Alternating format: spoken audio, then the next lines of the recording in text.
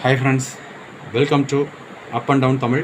இன்றைக்கான புதிர்கட்டங்களுக்கான குறிப்புகளை நான் சொல்கிறதுக்கு முன்பாக மறக்காமல் நம்ம channel up and down Tamil சேனலை சப்ஸ்கிரைப் பண்ணிக்கோங்க.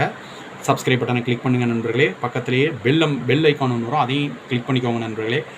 ஆல் அப்படிங்கிற ஆப்ஷன் இருக்கும், அந்த ஆளுங்கிறதையும் கிளிக் பண்ணிக்கோங்க நண்பர்களே. மறக்காமல் இந்த வீடியோக்கு ஒரு லைக் பண்ணுங்கள், ஷேர் பண்ணுங்கள். அது எனக்கு ரொம்பவே மோட்டிவேஷனலாகவும் யூஸ்ஃபுல்லாகவும் இருக்கும் நெக்ஸ்ட் வீடியோஸ் மேக் பண்ணுறதுக்கு.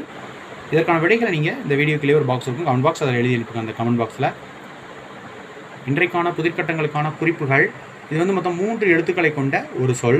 முதல் எழுத்து தா அப்படிங்கிற எழுத்தில் ஆரம்பிக்கக்கூடிய ஒரு சொல் தான் இன்றைக்கு நீங்கள் விடையாக கண்டுபிடிக்க வேணும்.